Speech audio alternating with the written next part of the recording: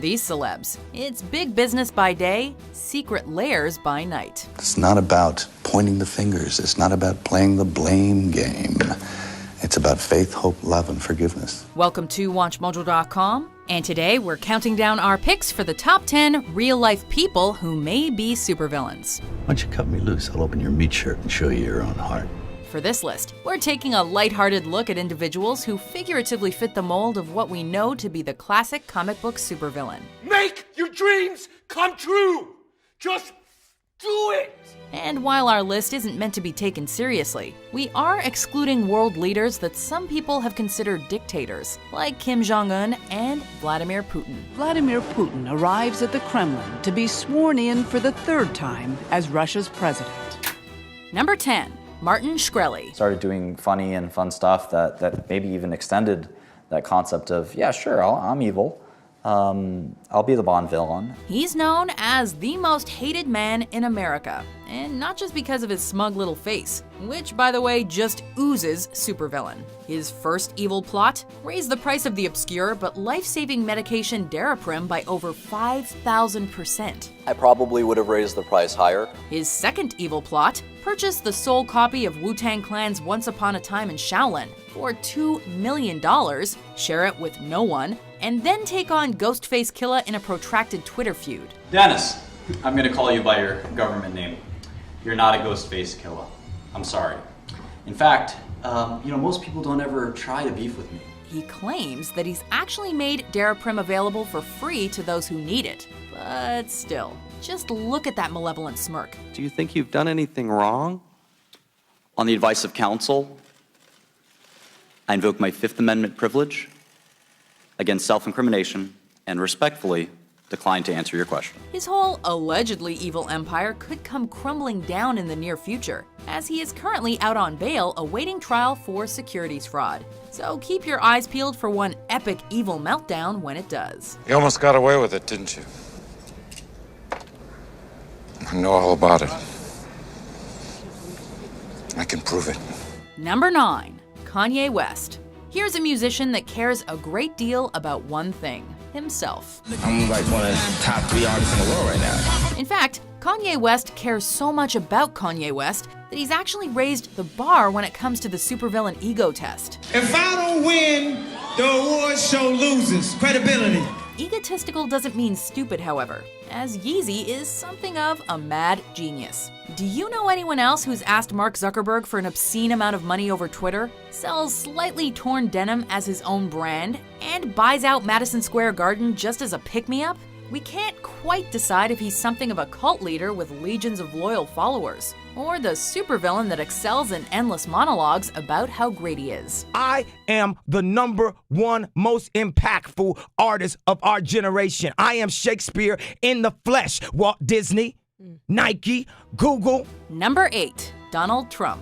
Donald J. Trump is calling for a total and complete shutdown of Muslims entering the United States. In the world of politics, it seems that one must fully embrace the concept of public manipulation while maintaining sociopathic tendencies. You're running for president of the United States. Excuse me, I didn't start it.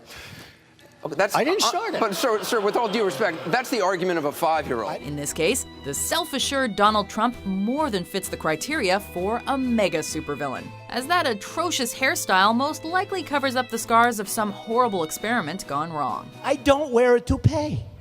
It's my hair.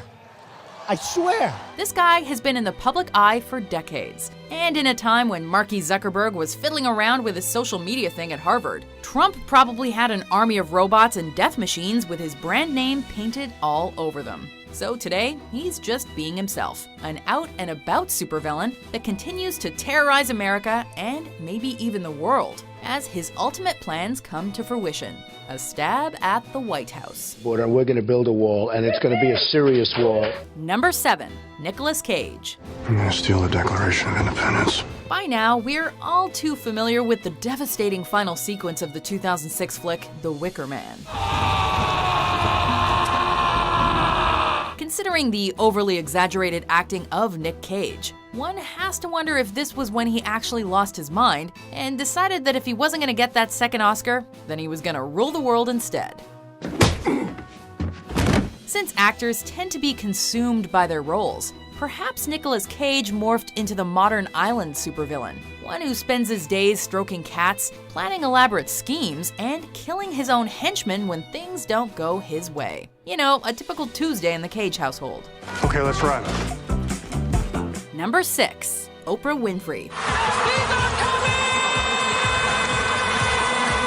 She's a talk show host, media mogul, and an actress of many accolades. Sat in that jail down there about done rot to death. You might be thinking that she's just an exceptionally talented woman who's made successful ventures in many a medium. Or the more likely truth is that she is the genius supervillain that has fooled everyone into adoring her.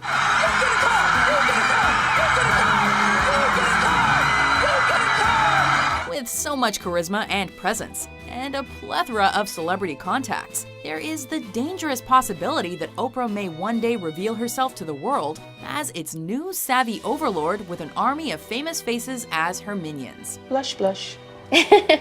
She'd also have a pretty snazzy weapon of mass destruction with a catchy name as well. You know, perhaps something along the lines of the Ozone. This sounds like political presidential talk to me, and I know people have talked to you about whether or not you want to run. Would you ever? Probably not.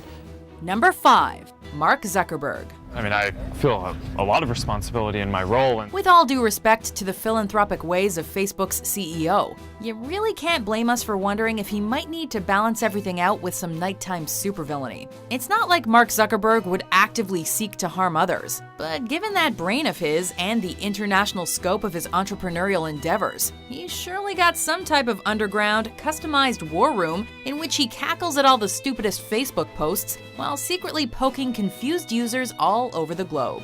Mr. Zuckerberg, you fiend. There's no requirement that I enjoy sitting here listening to people lie. You have part of my attention. You have the minimum amount. Number 4. Elon Musk. But you're trying to do good things and you're a billionaire. I mean, yeah, that seems a little bit like either superhero or supervillain. You have to choose one. No, he's not a clone, but he is, in fact, an actual human being that not only co-founded PayPal and founded SpaceX, but also serves as the product architect of Tesla Motors. Hey, if you named your company after the late Nikola Tesla, who is certainly one of the world's mad geniuses, then you're familiar with skepticism. And with all this space business and hopes to colonize Mars, it is a fixer-upper of a planet. Well, you know damn well that Elon Musk doesn't have your typical man cave. In fact, it's likely some type of intergalactic party house in which he floats about while simultaneously navigating a hologram blueprint for the next space endeavor. Yep, this man can do that. But it's something you keep secret like a true supervillain. We get the warhead and we hold the world ransom for $1 million. Number 3. David Miscavige. Oh, no. Well, let me explain something to you.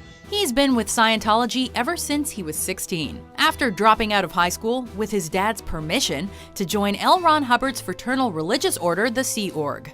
Then, shortly after Hubbard's 1986 death, David Miscavige became the head of Scientology, taking on the rank of captain and inheriting the late founder's massive group of powerful and devoted followers. The 24th of January, AD 36, L. Ron Hubbard discarded the body he had used in this lifetime for 74 years. Though the Church of Scientology celebrates him, we can't ignore Miscavige's reported temper, as he's been accused of harassment, physical assault, and illegal and immoral acts. Well, I'm sorry. That story doesn't hold water, because I'll tell you, from my perspective, the person getting harassed is myself in the church. He's even got a supervillain-esque lair in the impressive and undoubtedly expensive Religious Technology Center headquarters, which, you gotta admit, is kinda creepy looking as well. Miscavige would sit in this 15 by 15 room, cameras of every session. You can flip in between them, and he was watching these things, and it was for training purposes. Number 2. Rupert Murdoch.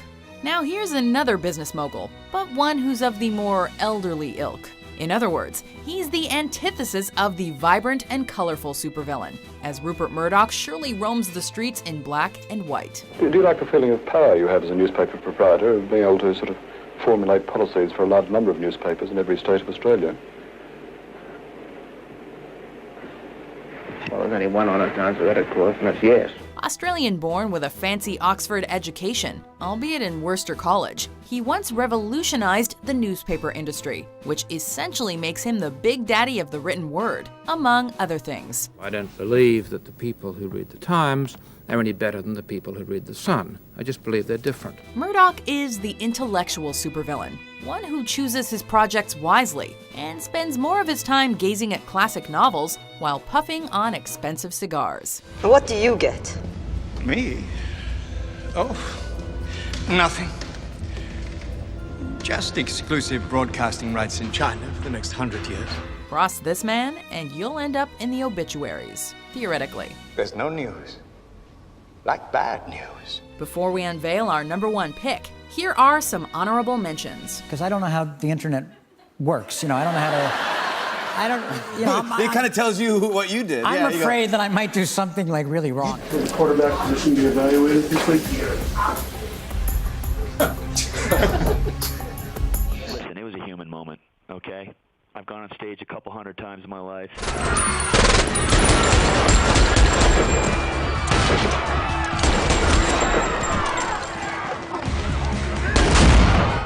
Number 1, Peter Thiel. This billionaire German-American entrepreneur may have co-founded PayPal with another entry on our list, Elon Musk, and he became Facebook's first outside investor. But the self-proclaimed libertarian also once declared that he, quote, no longer believed that freedom and democracy are compatible. Then in 2016, it was revealed that Thiel gave out millions of dollars to back several lawsuits against Gawker Media, including Hulk Hogan's sex tape scandal. Though Thiel claimed he did this to stop the press's privacy violations, he could have possibly been driven by the desire for revenge as well, especially considering the blog discussed his homosexuality in 2007.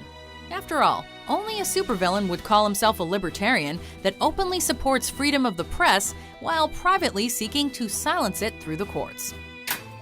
Do you agree with our list? Is this a joke?